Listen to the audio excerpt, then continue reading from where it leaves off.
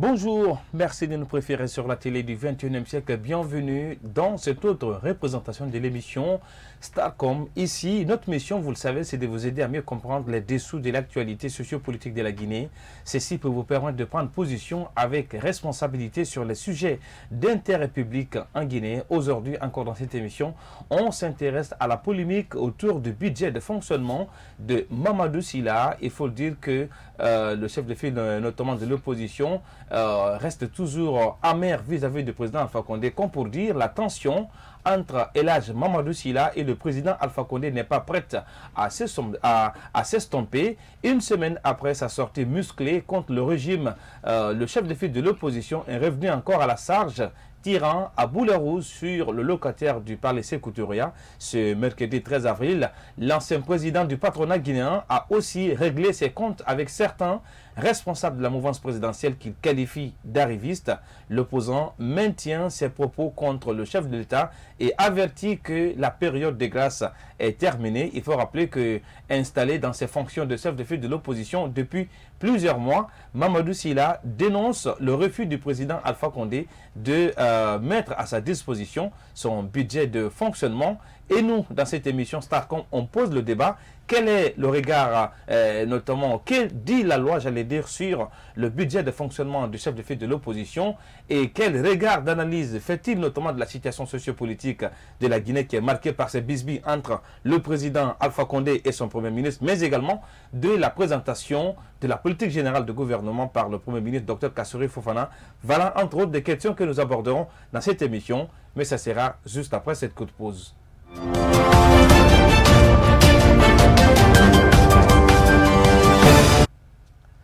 Merci de nous choisir sur vous et de nous préférer. Et merci également pour la confiance renouvelée à cette télé, à cette émission Starcom sur la télé du 21e siècle. Aujourd'hui, comme invité dans l'émission Starcom avec moi sur ce plateau, Dr Alassane Makanera Kake, enseignant-chercheur à l'Université Générale Lansana Conté de Sonfonia. Je rappelle également qu'il est juriste et analyste politique.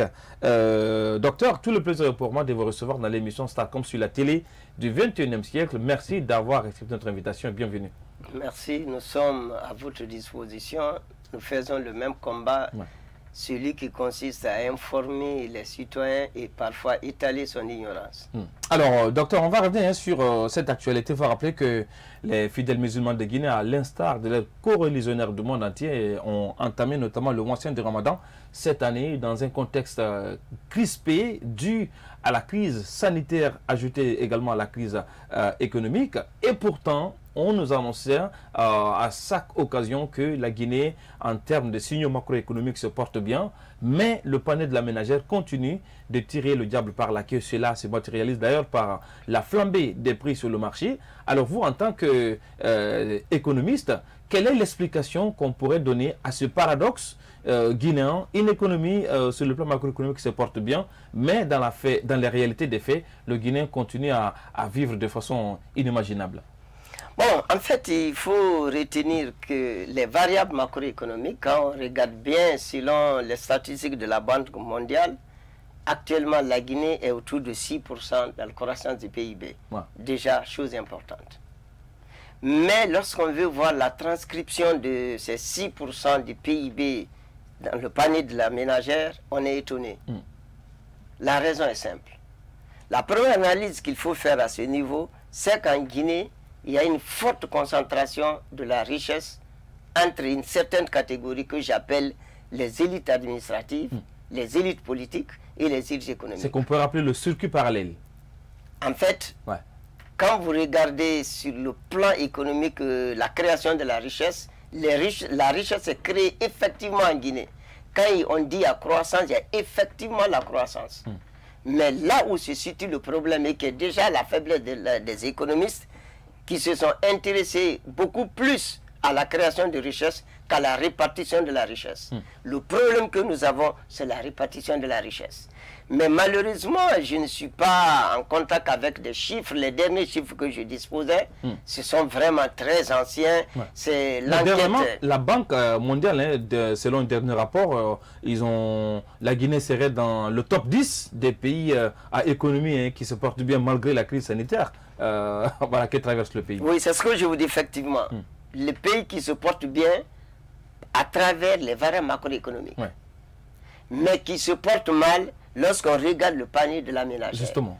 C'est l'explication que je vais donner. C'est que la richesse est créée, maintenant un problème de répartition des richesses, de la richesse créée. Si vous regardez en Guinée, 3 groupes prennent plus de les 90%, je n'ai pas les chiffres réels, pratiquement de la richesse nationale. Ce sont les élites politiques, les élites administratives et les élites économiques. C'est à leurs mains sont concentrés l'essentiel de la richesse créée en Guinée. C'est pourquoi les ménages ne peuvent pas ressentir le coût. Autrement dit, ce qui est produit n'est pas réparti, c'est gardé entre les mains d'un certain groupe donné. Et malheureusement, ça c'est depuis longtemps parce que les premières études que moi j'ai connues dans les années 1996 sur l'enquête sur la pauvreté, il a été prouvé que 75% des ménages guinéens consacraient 100% de leurs revenus dans la consommation. Donc ces ménages n'ont aucune possibilité d'épargner. Et ensuite, 25% seuls avaient la possibilité d'épargner. Et dans les 25, 90% également détenaient l'essentiel des ressources nationales. Ça, c'est les enquêtes de 1916. Mais quand on va plus loin, on se rend compte après le DSRP, on parlait de 55% de pauvres, de 44% de pauvres. À la fin de l'expertise, on s'est retrouvé avec 55% de pauvres. C'est-à-dire des gens qui vivent en dessous de la pauvreté. Ce qu'on n'arrive pas à comprendre, on se rappelle qu'en 2010, le président Alpha Condé, quand il prenait le pouvoir, il nous avait dit d'attacher la ceinture pour qu'on puisse achever le point d'achèvement, notamment PPT. On l'a obtenu. On a également dit aux gens d'attacher la ceinture pour avoir notamment ces difficultés. Et d'ailleurs, on nous annonce maintenant des mois durs selon le Premier ministre. Le président de la République, lui, il parle d'une année dure. Alors, pourquoi, à chaque effort consenti par le peuple de Guinée, ça ne peut pas se répercuter dans la mobilisation de ces ressources? Bon, en fait, vous avez certains efforts qui ne peuvent pas être répercutés, par exemple, sur la population. Je prends PPT, l'atteinte. S'il vous plaît, lorsque vous comprenez bien les conditions de PPT pour le rééchelonnement, en réalité, on ne donne pas l'argent. C'est une simple régularisation comptable. Les gens, on nous a fait croire une simple régularisation comptable. En fait, on annule la partie de la dette que le pays n'a pas payée. De toutefois qu'on annule ou pas, c'est que le pays ne peut pas payer cette portion de la dette. C'est la partie-là qu'on annule. C'est pourquoi comptablement, c'est l'annulation de la dette, c'est une simple régularisation comptable. Je vous explique un peu. Oui, allez-y. Je suis endetté envers vous de 10 millions. Pendant 20 ans, je ne peux payer que 5 millions. Vous me dites, fais un effort, tu trouves 6 millions, j'annule 4 millions. Wow. Mais de toute façon, est-ce que vous m'avez ajouté de l'argent? Il n'y a pas entrée fiscale, il y a entrée financière. C'est une dette que je ne pouvais pas payer que vous avez annulée. Ça ne peut pas avoir répercussion sur la population. Même si de toute façon, cette dette n'existe pas. Même si la lecture politique, on nous a fait comme si c'était le point d'achèvement, c'était comme si une sorte de paradis qu'on pouvait chercher, mais malheureusement, c'est... Alors, bon, en réalité, les mesures d'ajustement structurel ont été mal comprises en Afrique. Et c'était bon pour les FMI et la Banque mondiale pour ne pas que les Africains comprennent. Parce que si on comprenait, on n'aurait jamais appliqué ces mesures. Rappelez-vous bien, Général Lansana Conté disait en sous-sous, j'ai suivi à la télé, que si vous saviez comment j'ai fait la privatisation, vous n'allez pas me saluer. Ça me fait mal au cœur. En fait, on nous a balancé, avec guillemets, dans un programme qu'on ne maîtrisait pas. Et qu'on n'a pas encore maîtrisé. Et dans les négociations avec le FMI et la Banque mondiale... Mais c'était une condition des institutions financières parce que c'était associé à la démocratie, c'était ça n'avait rien avec aux environs la de démocratie. 1990 notamment qu'il y a cette hypothèse dont les pays étaient... Le programme d'ajustement structurel n'a rien à voir avec la démocratie. L'ajustement structurel a été mis en œuvre par le FMI et la Banque mondiale pour que les pays remboursent leurs dettes extérieures. Ce n'était pas un programme économique qui pouvait permettre aux Africains de relancer, mais il y a une contradiction totale. En économie, on dit qu'il faut l'expansion pour créer la richesse, il faut investir. Mais le programme d'action structurelle nous dit qu'il ne faut pas investir. Si vous regardez le taux d'investissement en Guinée, avant le PAS, c'était autour de 15%. Pendant le PAS, il était à 6% en moyenne. On nous dit d'investir moins, d'aller moins, de donner moins de crédit à la banque. Si je vous dis tous ces programmes, vous allez vous rendre compte que le terme simple, si on me dit ça veut dire quoi, je vous dois de l'argent, vous dites ma canette, c'est simple, pour me payer, quand vous mangez 3 fois par jour, vous mangez une fois, le petit déjeuner et le dîner, vous laissez ça, vous me remboursez. C'est ça le PAS. Bien. Alors, pour le cas précis de la Guinée, dernièrement, quand même, il y a une certaine, annonce sur lesquelles on pouvait muser pour espérer peut-être, notamment ce mois de Ramadan, être un mois aussi facile pour le Guinéen, parce que selon les derniers classements, notamment des Ecofil, la Guinée semble être le deuxième pays producteur de la bauxite, en lieu et place de la Chine, parce que c'est la Chine qui occupait cette place. Donc du coup, la Guinée désormais est deuxième. Mais qu'est-ce qui fait que, malgré cette manne financière qu'on reçoit dans le secteur notamment minier guinéen, l'économie ne peut pas être adossée à cela, étant donné que des pays comme l'Australie se développent autour notamment de ce secteur. Très bien. Vous savez, les mines, tant que ce n'est pas exploité par l'entreprise nationale, ne peut pas être un moteur de développement. Malheureusement, nous sommes dans un système de contrat avec les miniers, c'est le contrat d'association. Ce sont des méthodes qui sont créées dans les années 70, mais on n'est plus en 70. Nous avons commencé avec la concession dans les années 60. En 70, on est arrivé dans les contrats d'association. Les gens sont partis vers l'entreprise, contrat d'entreprise. Et ils sont, le Maroc est aujourd'hui en entreprise publique. La Guinée ne peut pas faire exploiter ses ressources par des sociétés minières et que la Guinée dise qu'elle va construire son développement, financer son développement par les recettes issues du secteur minier, ce n'est pas vrai. Pour la simple raison, je n'ai pas toutes les statistiques actuellement, mais je vous donne les premiers chiffres en 2005. Quand on parlait de la transformation dans le secteur minier, le gouvernement en 2005 a publié un rapport qui est marquant. En 2005, 65 millions de dollars ont été retirés du sous-sol guinéen. 65 millions de dollars. La Guinée a eu à peine 10 millions sur 65 millions. Extraordinaire. Si vous partez, vous prenez, regardez depuis 1973 que la CBG est arrivée jusqu'à, mais si vous cumulez, vous serez peut-être autour de 10 milliards. Et la CBG a envoyé combien? J'ai visité les sites de certaines universités américaines. J'étais étonné qu'en 2018, les bauxites, les ressources minières tirées de la Guinée étaient autour de 500 milliards. 500 milliards. Ça, c'est de l'indépendance à 500 milliards. Mais vous regardez la Guinée, peut-être 15 milliards ou 10 milliards. Comment vous voulez qu'on compte sur ça? Je suis catégorique. Ça a toujours été ma position. Il faut toujours faire un débat autour de l'opportunité de l'exploitation minière en Guinée. On ne peut pas du tout se développer la manière dont nous sommes en train d'exploiter les ressources minières, surtout la bauxite en Guinée. Il faudrait balancer automatiquement, retourner la politique sur l'exploitation agricole. Donc je veux vous dire, quelle que soit la richesse qu'elle crée, les mines créent une concentration de richesse.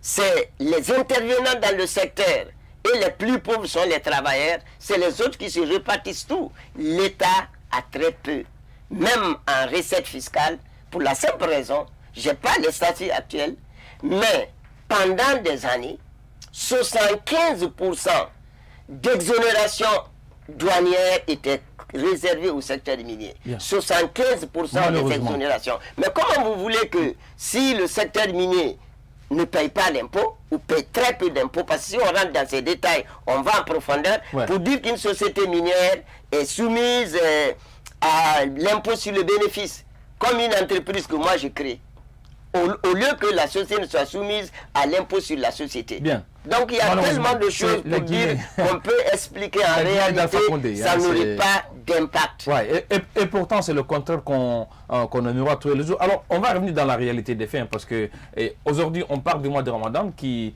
aujourd'hui rime avec augmentation et pourquoi pas explosion des prix des denrées de première nécessité. À chaque année c'est la même rhétorique en Guinée. Alors selon vous, pourquoi on n'arrive pas à faire en sorte notamment que la Guinée puisse vivre en termes de stabilité des prix de façon rassurante et que ça ne soit pas à chaque fois le même slogan? Parce que dernièrement, je me suis amusé à interroger un commerçant et il me sort l'argument qu'ils nous ont dit qu'ils vont gouverner autrement, nous aussi on va vendre autrement. C'est bien dit quand même. Ouais. Mais globalement, le problème de la Guinée... À qui la faute en termes de... Est-ce que ce sont les commerçants qui font des augmentations fantaisistes ou bien c'est le cadre économique lui-même qui ne permet pas à l'émergence d'une économie? C'est le cadre économique. Je commence pour donner certaines explications. Le gouvernement guinéen n'a pas le contrôle sur le système de production ni d'importation des produits. Wow. Si on n'a pas un contrôle, on ne peut pas contrôler le prix. Il faut pouvoir contrôler le circuit de production ou le circuit de commercialisation. On a tout libéralisé pendant le régime de Sékou Touré, pendant le régime de Conté, Lansana Conté, et on a oublié que libéralisme ne veut pas dire l'absence de l'État. Ouais. Donc ça c'est le premier aspect. Aujourd'hui, on est dans un marché totalement dérégulé. C'est pourquoi l'État ne peut pas prendre des décisions d'augmentation ou de réduction de prix. Ça c'est vraiment l'aspect le plus important. Il s'agit de mettre en place un ensemble de mécanismes permettant de réguler le marché. Ouais. Si le marché n'est pas sous le contrôle de l'État, je ne dis pas l'État devient principal acteur économique, mais à travers la législation. Mais qu'est-ce que vous pouvez demander la réduction de prix? Tu ne peux pas me demander de réduire le prix du produit que toi tu connais. Docteur du Konkoué ou du Kobokobo ou bien du Taro, ça ce n'est pas des ressorts de l'État, ça c'est produit chez nous aussi. Est-ce qu'on ne peut pas également imputer une part de responsabilité à ces commerçants? Ouais. Mais le commerçant, quand on dit commerce, c'est pour l'intérêt. Donc le commerçant ne supporte pas les charges. Il fait la répercussion des charges sur le consommateur. Moi, je vends des tarots. Je cultive, je vends des tarots. Quand je vends le taro, c'est le riz que j'achète. Le riz qui est importé. Si le commerçant augmente le prix de son riz, je dois augmenter le prix. Évidemment, le vendeur de taro va... Et moi je vends le conquet pour aller acheter l'huile parce que j'ai déjà conquet à manger.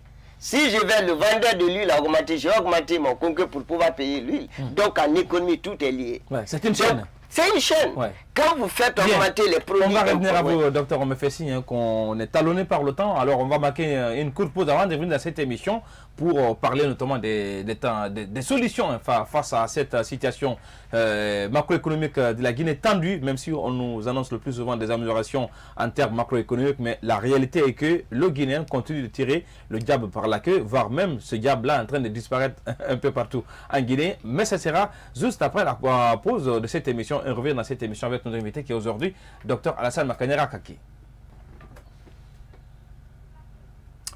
De retour dans cette émission, on poursuit cette émission Starcom notamment sur l'aspect économique en ce qui concerne notamment la cherté des prix à Conakry et en Guinée d'ailleurs. Quelle est la solution qu'il faut envisager? Alors on revenait sur un peu le rôle, parce que le plus souvent l'État cherche le coupable parfait. Les commerçants ils font des augmentations fantaisistes. Alors vous rappelez que ce n'est pas forcément lié à un comportement fantaisiste des commerçants. Pas du tout lié. Parce que c'est d'abord quand on fait le commerce, c'est le bénéfice qu'on cherche. Donc le commerçant va calculer son prix de revient. C'est sur le prix de revient fixe le prix de vente. Ouais. C'est automatique. Donc c'est tout ce qu'il consomme. Le prix augmente, mais il est obligé pour avoir son bénéfice. Après avoir calculé le prix de revient, il ajoute son bénéfice. Ouais. Ça c'est le premier aspect. Mais réellement, pourquoi la crise? Il y a des facteurs conjugués. Le premier facteur, savez-vous bien que beaucoup de nos frontières avec les autres sont fermées. Justement, oui. Donc, il y a la réduction des échanges. Qui dit réduction des échanges? Et des pays pas de moindre comme le Sénégal. Oui, pas les pays, c'est déjà les pays avec lesquels on avait beaucoup de rapports commerciaux. La Guinée en particulier importe presque tout du côté du Sénégal. Donc, si la frontière est fermée, il y aura la rareté. Dès qu'il y a la rareté, mais c'est la loi de l'offre et la demande. Je vais vous dire quelque chose qui m'a surpris hier. Il y a 2 semaines de cela, j'ai payé une barre de fer 10 à 65 000 à Kobaya. Il me manquait 4 barres. Je pars au marché pour là où j'achetais. On me dit la barre est 100 000. Extraordinaire. 65 000 il y a 2 semaines de cela. Pour prendre 4 barres, on me dit 100 000. Je l'ai pris pour un fou. Je pars, je tourne, je pars à Lambaye. C'est là-bas, j'étais devant les faits, j'ai pris à 95 000. Wow. Parce que j'ai été recommandé. Mais si vous regardez bien, tournez, jetez coup d'œil, vous allez voir partout où étaient stockées les barres de fer, vous ne trouverez plus de barres de fer. Mais celui qui a un morceau, il va vendre cher. C'est la loi de l'offre et de la demande. Et ça, c'est les barres de fer. Je dis barres de fer parce que j'ai constaté ça hier. C'est différent des Donc, ça veut juste vous dire où on peut aller si vraiment les échanges ne sont pas très réglementés et qu'ils soient beaucoup plus libres. Mais dès que tel qu'on fait les échanges actuellement, il n'y aura que beaucoup de produits vont disparaître. Ça, c'est le premier aspect. Le second, on a la maladie, la pandémie. Justement, ça qui joue réellement par rapport à nos importations avec les pays autres que la sous-région. Donc, on subit 2 facteurs qui vraiment poussent l'économie guinéenne en bas. Alors, on va... Alors, dernièrement, sur la question des solutions. Alors, qu'est-ce que l'État peut faire dans cette situation pour que, quand même, pour alléger la situation pour ces Guinéens qui, aujourd'hui, pour la majorité, ne mangent qu'une fois. Les 3 repas n'existent plus dans le jargon des Guinéens. Vous savez, les problèmes économiques tels que la pauvreté dont on parle, c'est un problème à long terme. Il ne peut pas y avoir une mesure urgente, radicale qui peut régler cette question. Mais quand même, cela n'empêche pas qu'il y ait des mesures urgentes. Il s'agit de libéraliser nos échanges avec les pays avec lesquels nous sommes. La réouverture des frontières. Ça va soulager. Parce qu'au moins, ça nous permettra au moins d'éviter la rareté de certains produits. Ça, c'est en court terme, tout de suite urgent. C'est des mesures urgentes. On peut faire cela. Seconde mesure, c'est essentiellement au niveau de l'administration. Il faut une réforme de l'administration. Mais malheureusement, de l'indépendance à nos jours, on ne fait que réformer cette administration qui semble être non réformable. Non réformable. C'est ça le problème. On n'arrive pas à comprendre. On n'arrive pas à comprendre. Mais en réalité, on peut comprendre. C'est qu'en Guinée, si vous lisez bien, on réforme les structures. Les réformes ne touchent que les structures et les procédures. La réforme ne touche pas les hommes. Et pourtant, donc je dirais aujourd'hui, ce sont les hommes qui sont problème dans nos structures et dans nos administrations.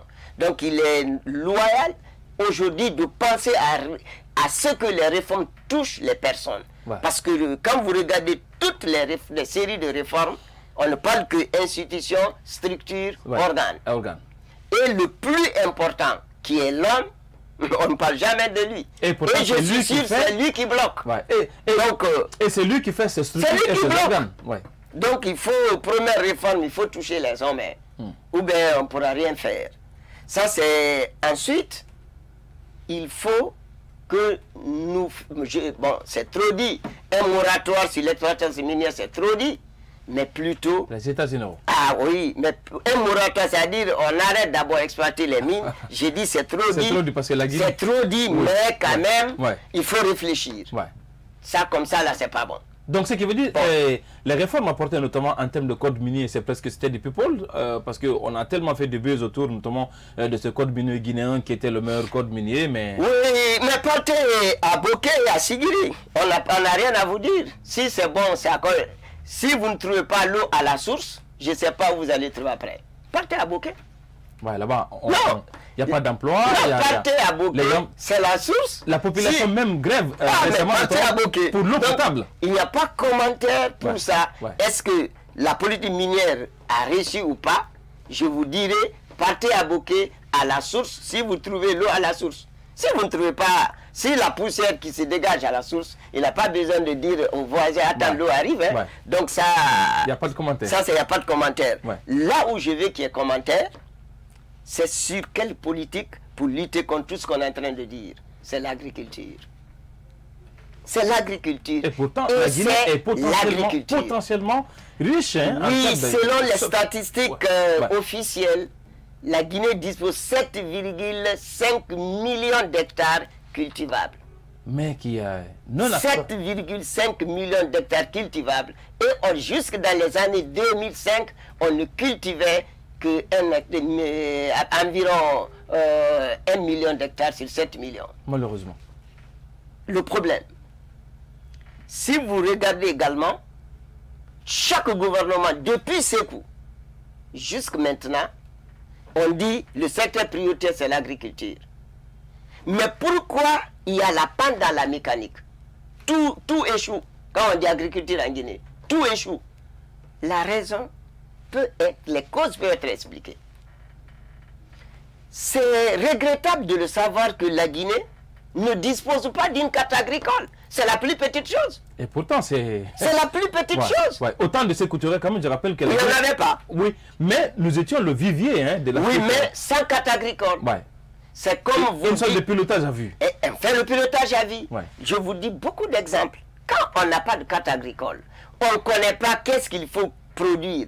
Quelle est la pression foncière. Si vous prenez... Parce que vous ne pouvez pas construire votre politique agricole si vous n'avez pas la carte agricole. Je prends par exemple en forêt. Avec le plan Guinée, la forêt a pu disposer en 2005 une carte agricole pour la forêt. Vous vous rendez compte que la pression foncière en forêt, c'est 2 à 3 hectares.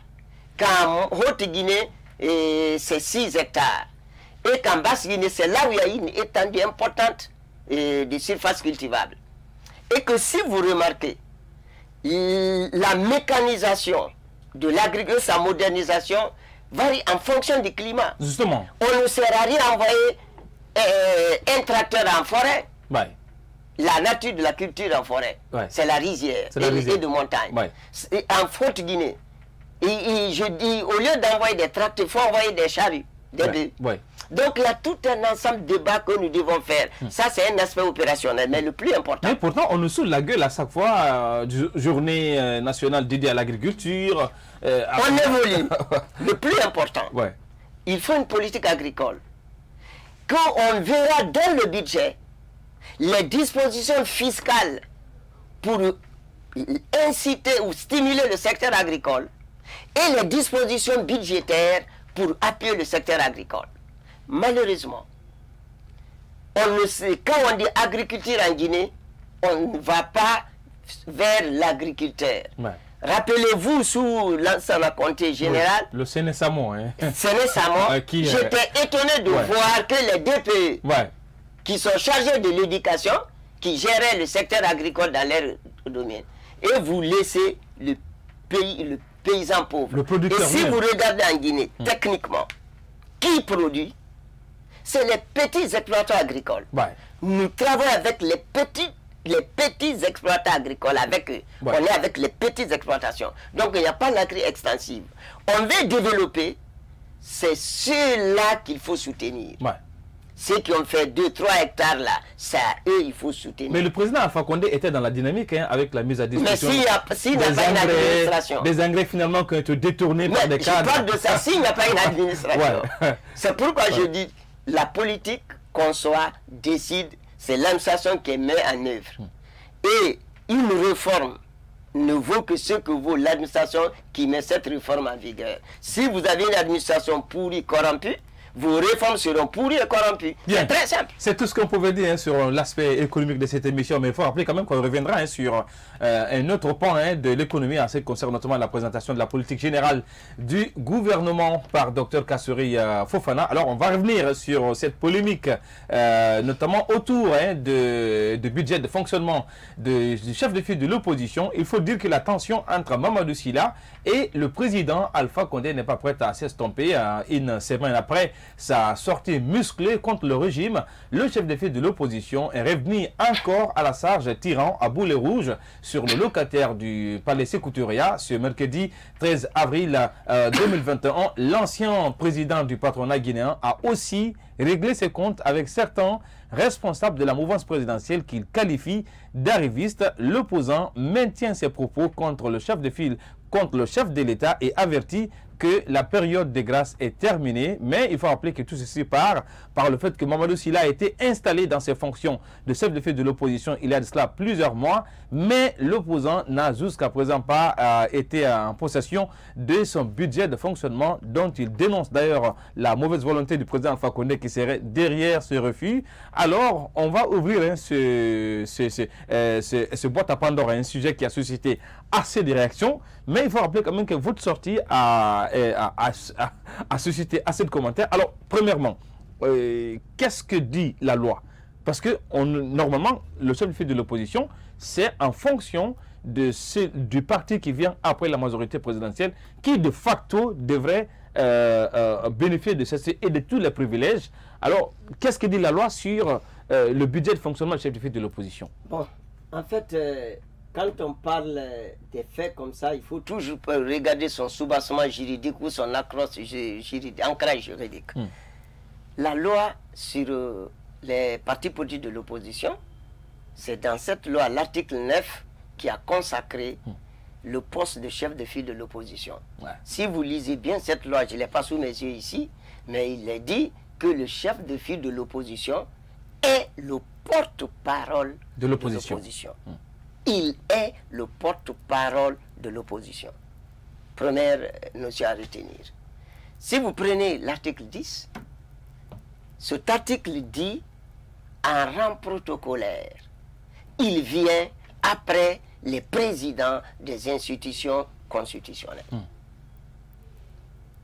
Et ensuite, il parle comment il devient chef de file de... C'est ce que vous avez dit. Oui. C'est après la majorité, le parti de l'opposition qui vient en tête. S'il vous plaît. Ce qui signifie le chef de file de l'opposition, pour être chef de file de l'opposition, d'abord il faut être un député. Deuxième, il faut être leader d'un parti politique. Et troisième, il faut que ce parti politique de l'opposition soit à la majorité, à beaucoup plus de députés. Il y a trois conditions à l'Assemblée nationale. Si on s'arrête seulement à ça, on n'a pas besoin de confondre une personne à une institution. On ne peut pas dire l'institution est désignée parce que ce n'est pas les institutions qui... L'institution ne peut pas être député, il ne peut pas être chef, une institution ne peut pas l'être. Donc, il y a ce problème. On va plus loin. Donc attendez, sur ce point, vous voulez dire que il ne faut pas confondre l'institution, le statut de chef de file de l'opposition à une institution. À une institution. Est-ce que, parce qu'il y a le débat. Une fonction, mais pas une institution. Et pourtant, c'est le contraire qu'on nous fait croire. Lisez la loi, c'est la loi qui nous départage. De la République, qui mérite un budget. Donc, ce qui veut dire, vous voulez dire que être chef de file de l'opposition, ça ne veut pas dire qu'on est une institution, mais plutôt on est une personne au rang protocolaire. Chef de file de l'opposition, suivant la loi, c'est une personne qui a une fonction d'une entité. D'une entité. Ouais. Il est porte-parole. Ouais. C'est même compliqué. Parce que si on rentre dans le détail, c'est un faux problème. Vous ne pouvez pas être porte-parole lorsque il n'y a pas une unité de l'opposition. Ouais. Une unanimité autour de votre unité même de l'opposition. Il n'y a pas une opposition unie. Il y a des forces qui se disent, qui se contredisent. Justement. Donc, quelle parole tu vas apporter? Tu porteras quelle parole? Quelle opposition? Donc, laissons les détails. Ouais. Parlons juste la loi.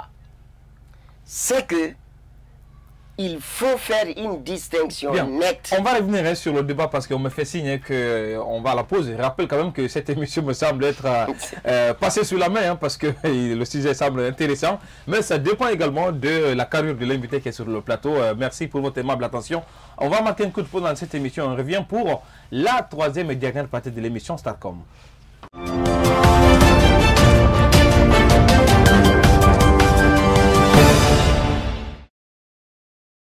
De retour dans cette émission. Merci pour votre aimable attention. On continue l'émission Starcom pour la troisième partie. Il faut rappeler que la tension entre Mamadou Sylla et le président Alpha Condé n'est pas prête à s'estomper. Une semaine après sa sortie musclée contre le régime, le chef de file de l'opposition est revenu encore à la charge, tirant à boulet rouge sur le locataire du palais Sékou Touré. Ce mardi 13 avril 2021, l'ancien président du patronat guinéen a aussi réglé ses comptes avec certains responsables de la mouvance présidentielle qu'il qualifie d'arrivistes. L'opposant maintient ses propos contre le chef de l'État et avertit que la période de grâce est terminée. Installé dans ses fonctions de chef de file de l'opposition depuis plusieurs mois, Mamadou Sylla dénonce le refus du président Alpha Condé de mettre à sa disposition son budget de fonctionnement. Alors on essaie d'en parler dans cette émission avec nos invités. On a parlé, on revient notamment sur ce que la loi dit sur le statut de chef de file de l'opposition. Vous disiez que ce n'est pas une institution, mais plutôt une fonction publique qui est dédiée à une personne pour porter la voix d'une entité. Donc, si c'est une fonction publique, là, on s'attend à une rémunération. Ouais. Si c'est une institution, on parle de budget. Si l'institution est dans le budget de l'État, on parle de crédit. Donc, le plus important, c'est que ce qui a compliqué la situation. Quand la fonction de chef de file de l'opposition a été créée, l'Assemblée nationale en 2015... Ouais. a pratiquement voté, je ne dis pas à l'unanimité, en attribuant un crédit à hauteur de 500 millions par mois. De francs guinéens. De francs guinéens, 500 millions par mois au chef de file de l'opposition.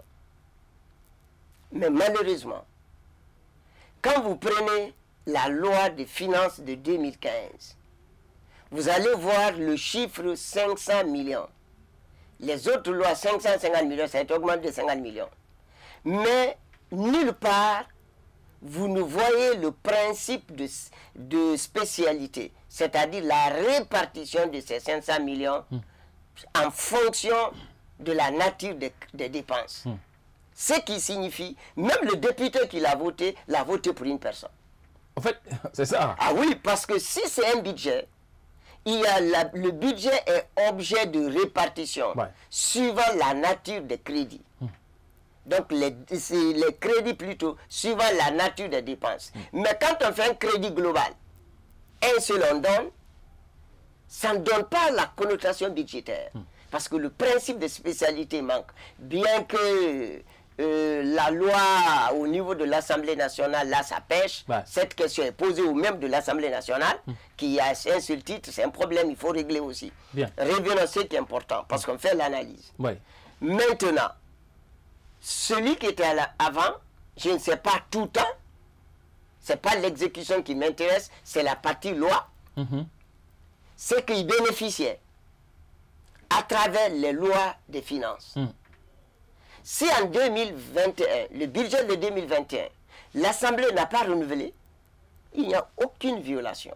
Ah bon? C'est l'Assemblée... Il n'y a pas une injustice parce que là, l'autre a bénéficié, l'autre n'en a pas bénéficié, donc il n'y a pas de violation, c'est... Je parle de violation. Oui. Pour la simple raison, c'est la loi de finances est annuelle. Ah oui, les autorisations qu'on donne sont des autorisations annuelles. Ce n'est pas reconductible. Ce n'est pas reconductible. Ouais. Si ça doit être reconduit, le budget là serait mis au ce qu'on appelle le service voté. Les services votés. Et puis on ajoute les mesures nouvelles.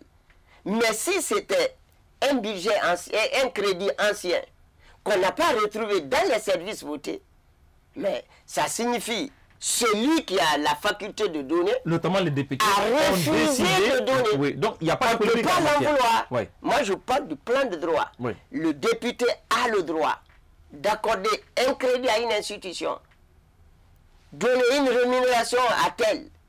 Et les députés ont la même faculté, le même droit. Il y a cette question qui se pose. Il y a cette question qui se pose par rapport notamment à ce budget de fonctionnement. Alors vous, en tant qu'analyste politique, quel est votre regard sur l'utilité de ce statut de chef de file de l'opposition? Parce que on a l'impression que c'est une sorte de coquille vide. Au temps de Cellou Dalein Diallo, ça suscitait assez de débats parce que les gens estimaient être légers, on ne nous a pas donné de l'argent, on a été victime. Cette fois-ci encore, on a vu ceux qui ont même combattu cette Assemblée nationale sont venus en quelque sorte s'inviter à la soupe parce que dans l'espoir, notamment il y aura ces 500 millions. Alors, quel est le regard que vous portez sur l'utilité de ce statut de chef de l'opposition en Guinée? Si vous regardez, en fait, c'était des solutions politiques à des problèmes réels. Il y a toujours l'instabilité, l'incompréhension, manque de dialogue entre l'opposition et la majorité. Ouais. Moi, ça c'est mon interprétation. On s'est dit, pour avoir en fait quelqu'un avec qui l'opposition va parler avec le gouvernement, on va désigner un. Voici comment il est désigné. Mais malheureusement, le législateur n'a pas donné contenu à la fonction du chef de file de l'opposition. Malheureusement. La consacrée n'a pas donné le contenu. Ouais. Parce que quand on dit porte-parole, on n'a rien dit. Parce qu'il ne dit ce que les autres lui ont dit. Oui, mais à condition que les autres lui disent quelque chose. Ah si, maintenant, et si les autres même lui disent ce que lui ne veut pas, il y a problème. Parce que ce n'est pas les mêmes courants politiques. C'est le premier élément. C'est une sorte de coquille vide. Second élément, ce que quand même j'ai commencé à apprécier, l'actuel chef de file de l'opposition commence par ses faits et sa démarche donner un contenu au chef de file de l'opposition. À travers ce qu'il fait, c'est appréciable. Quand quelqu'un fait du bien, reconnaissez qu'il a fait du bien. Il entraîne ce que le législateur n'a pas fait. Lui, il est en train de donner le contenu au chef de file de l'opposition. Au statut. Donc, au statut, bon, il serait loyable vraiment qu'on lui laisse agir et que les faits pertinents qu'il va poser et qu'on les transforme en droit pour donner le contenu au chef de file de l'opposition. Alors, c'est lui que vous appréciez. C'est vrai quand même que Mamadou Sylla, il a dit, hein, Alpha Condé a créé son slogan « Gouverner autrement ». Lui, il a inventé son concept « S'opposer autrement ». Il est dans cette dynamique-là. Alors aujourd'hui, avec cette guerre entre Mamadou Sylla et Alpha Condé, est-ce qu'on peut dire que c'est une mauvaise lecture de la loi, le fait de dire que c'est le président qui refuse de mettre à la disposition du chef de l'opposition ce budget de fonctionnement? Bon, en fait, moi je vous fais l'approche juridique. Peut-être Elhadji Mamadou fait l'approche sociologique. Donc on ne tombera jamais sur le même résultat. L'approche sociologique veut dire en réalité comment la décision est prise ici. Qui est derrière? Moi, ça, je suis juriste. Qu'est-ce qui est écrit? Je me limite là. C'est l'Assemblée, bien que c'est le gouvernement qui dépose le projet du budget, mais c'est l'Assemblée qui l'adopte, qui autorise. Quand l'Assemblée autorise pour année 1, si elle refuse d'autoriser pour année plus 1, on n'a fait qu'appliquer la loi. Je me vois strictement à ce point. On va revenir sur cette autre actualité. Il faut rappeler quand même qui a suscité d'ailleurs assez de réactions. C'est en ce qui concerne notamment la présentation de la politique générale du gouvernement par Dr Kassori Fofana. Beaucoup d'annonces ont couronné cette présentation.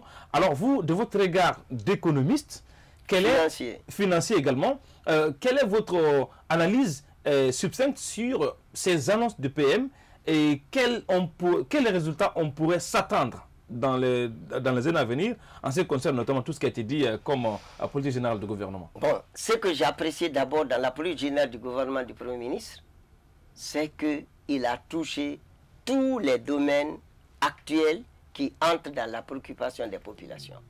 Il a réussi à toucher tous ces domaines. Bonne chose.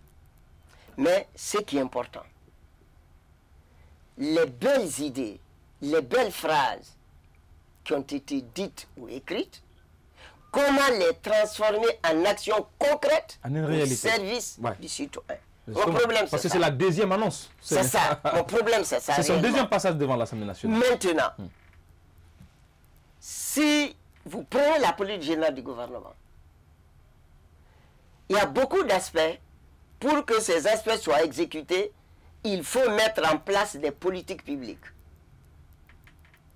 Sans les politiques publiques, on ne pourra rien faire. Deuxièmement, il faudrait que ce qui est dans les politiques publiques bénéficie d'une transcription budgétaire. Malheureusement, quand on prend le budget de 2021, on lit ce budget, on voit un déphasage réel entre la politique générale du gouvernement et sa transcription dans le budget. Ouais. Alors que c'est le budget qui est l'instrument d'exécution non seulement de la politique générale, ouais, mais surtout des politiques publiques qui sont attachées. Ouais. Donc, ça, globalement, j'ai ce problème. Le budget de la Guinée, depuis 1990, j'ai commencé à analyser le budget de la Guinée. C'est un budget dans lequel on ne trouve pas la préoccupation des populations. On ne trouve pas la préoccupation des populations. C'est un budget qui appartient à certains entrepreneurs quand il y a les marchés de l'État.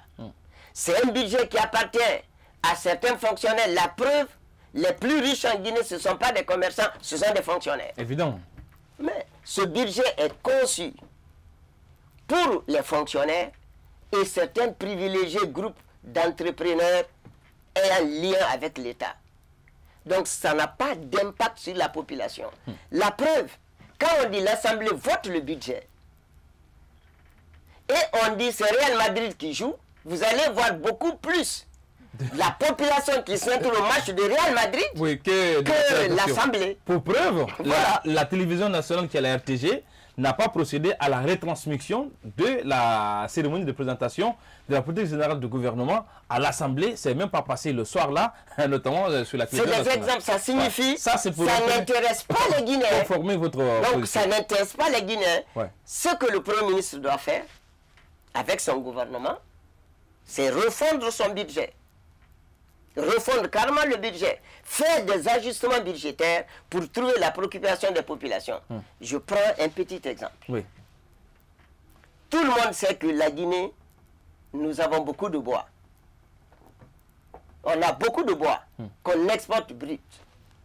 Le gouvernement pourrait simplement demander, maintenant on n'achète plus les tables bancs ou les meubles importés. Ouais. L'État commande aux menuisiers. Et par ça, l'État peut installer par région des scieries modernes. Évidemment. Et nous pouvons acheter d'abord. Écoutez, quand j'ai regardé achat des biens et services, j'ai trouvé que c'est plus de 7 000 milliards dans certains budgets. Imaginez quand on déverse 7 000 milliards sur le au secteur boisier en Guinée. Ouais. Secteur bois. Ouais. 7 000 milliards.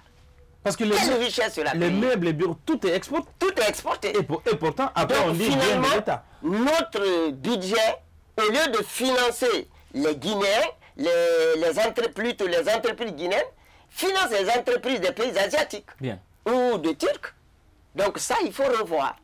Ça, c'est le premier élément. Quand j'ai lu dans son discours politique général, la substitution aux importations. Il dit réduire les importations.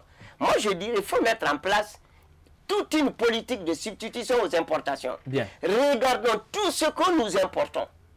Est-ce qu'on a la capacité de les produire? Produisons-les. Bien. C'est tout. Alors, on va revenir à vous tout à l'heure dans cette émission. Il faut dire quand même que également, Dr Kassori Fofana a marqué l'actualité. Il faut dire, après les opérations de déguerpissement dans le Grand Conakry, le PM a également effectué une sortie cette semaine en parlant notamment des déguerpissements dans le Grand Conakry. Le PM dit que lui, en tant que fils de la Basse-Côte, ne se mettra jamais devant les gens pour détruire les maisons des gens.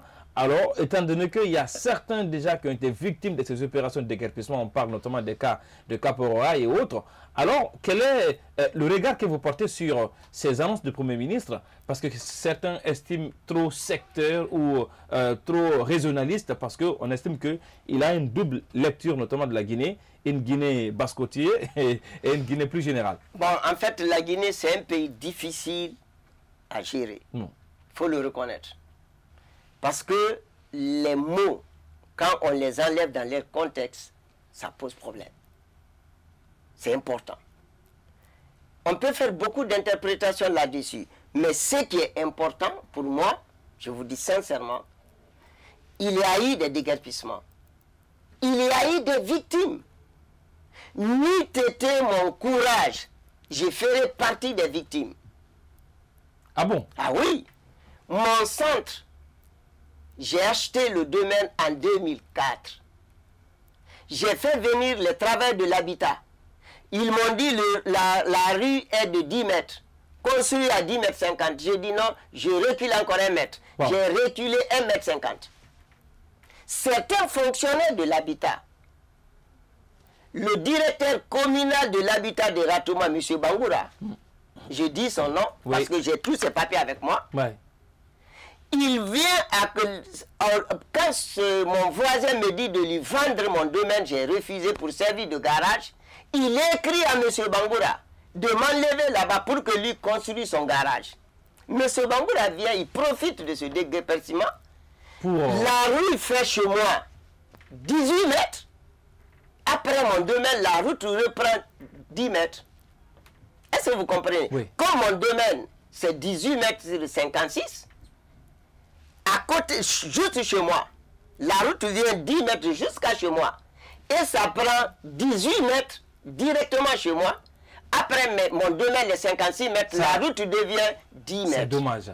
S'il vous plaît, partez voir à Nongo, ce que je vous dis c'est réel. Donc il y a eu des abus par rapport des fonctionnaires corrompus. Maintenant, s'il y a des abus, quand on arrête ça, pour qu'on voit clair, mais il faut être fier.